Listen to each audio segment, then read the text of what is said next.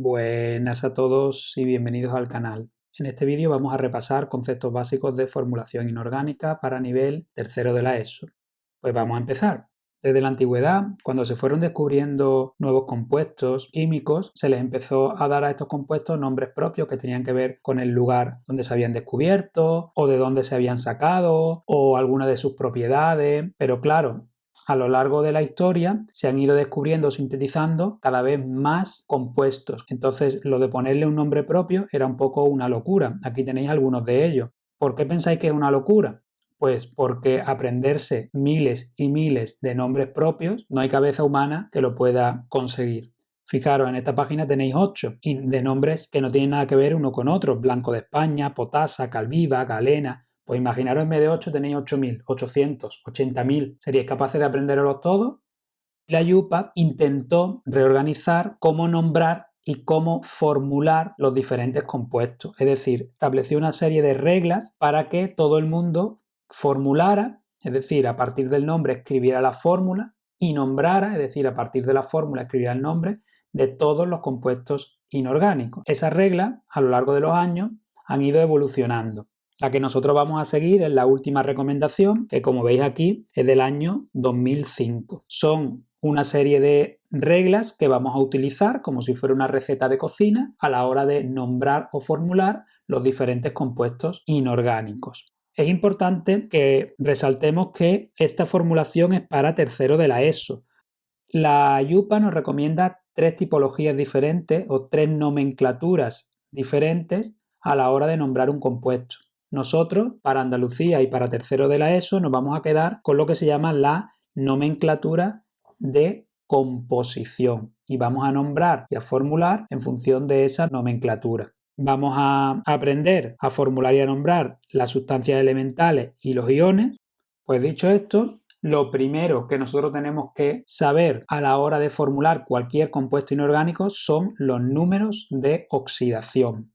Como veis, aquí hay una tabla periódica donde aparecen unos numeritos debajo de cada uno de los elementos con un más, con un menos o con un más y con un menos. Eso se llaman los números de oxidación. ¿Qué son esos números de oxidación? Los números de oxidación que sustituyen al antiguo concepto de valencia, por si lo veis por ahí en algún libro o en algunos apuntes, los números de oxidación serían la carga que tendría cada elemento si formara parte de un enlace iónico. Es decir, esa carga corresponde con el número de electrones que perdería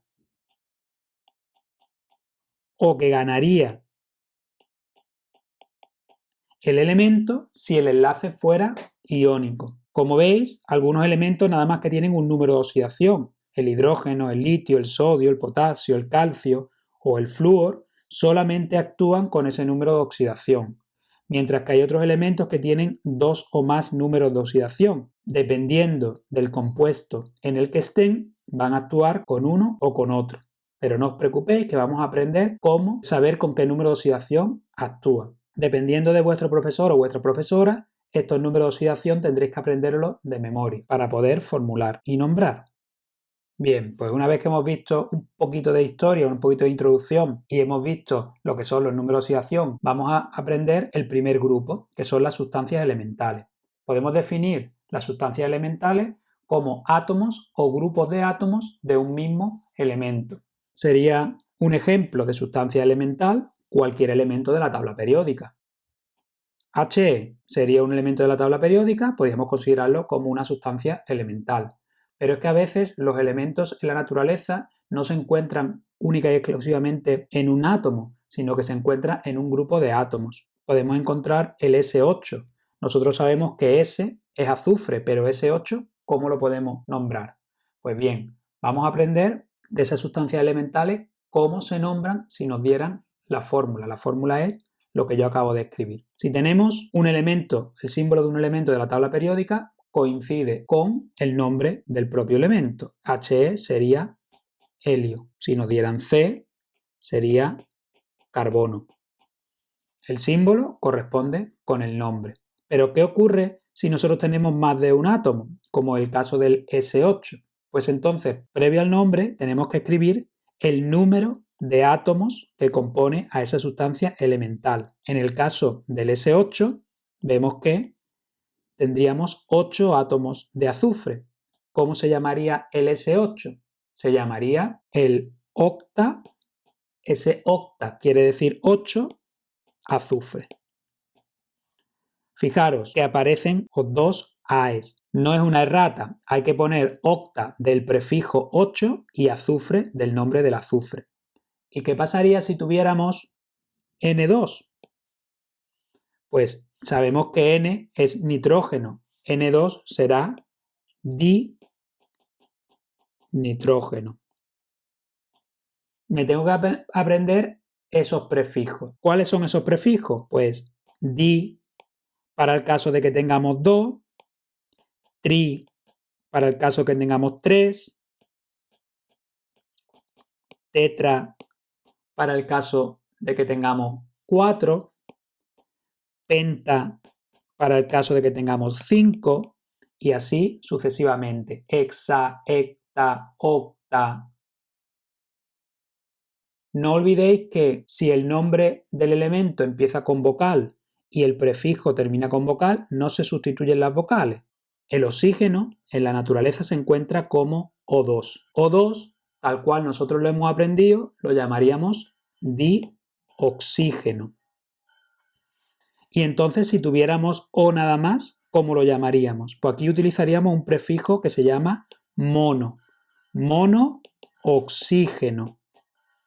Hemos utilizado el prefijo mono porque el oxígeno, como O, no se encuentra como tal en la naturaleza. Entonces, solamente utilizaremos el prefijo mono cuando el elemento no se encuentra en la naturaleza. Si se encuentra en la naturaleza como un átomo sencillo, no se utiliza, como en el caso del carbono, prefijo ninguno. Esto ocurre principalmente con el monooxígeno, el monohidrógeno y el mononitrógeno, que en la naturaleza se encuentran como O2, H2 o N2.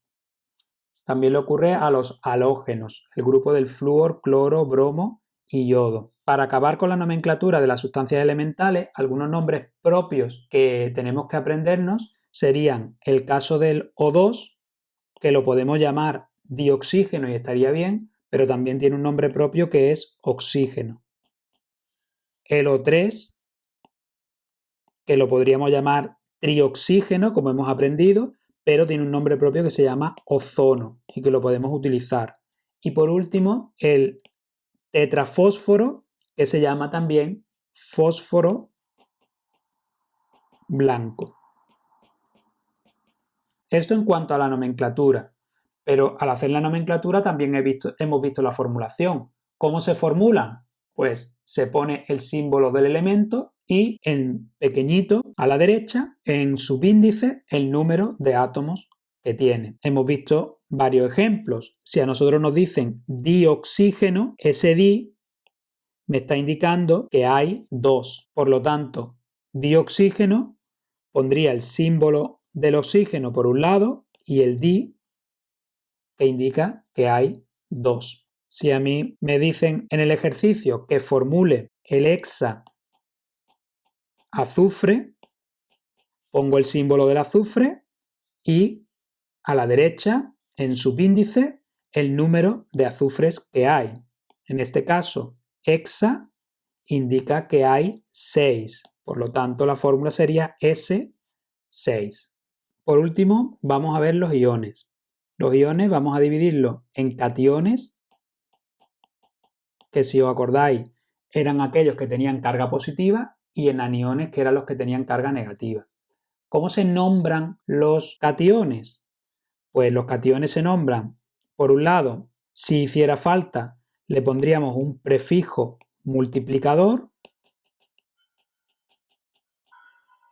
lo que hablábamos antes de di, tri, tetra, penta. Después pondríamos el nombre del elemento correspondiente y por último, pegado al nombre, pondríamos la carga del ion entre paréntesis. Importante lo de pegado al nombre. Ejemplos de cationes tendríamos el sodio 1+,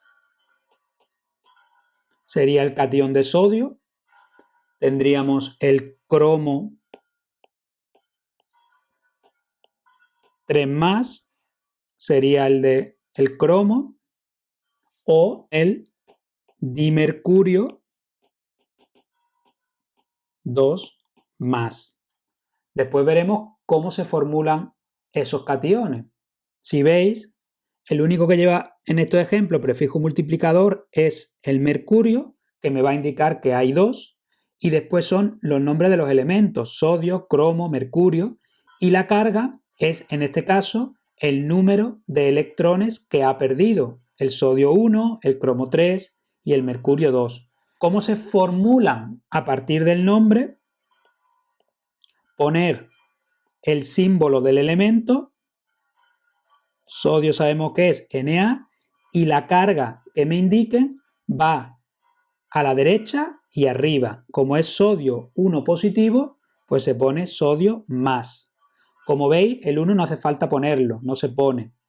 En el caso del cromo, cromo 3+, pues los cationes, símbolo del elemento y carga arriba a la derecha, 3+. Fijaros, 3+, no es +3, +3 estaría mal puesto, 3+.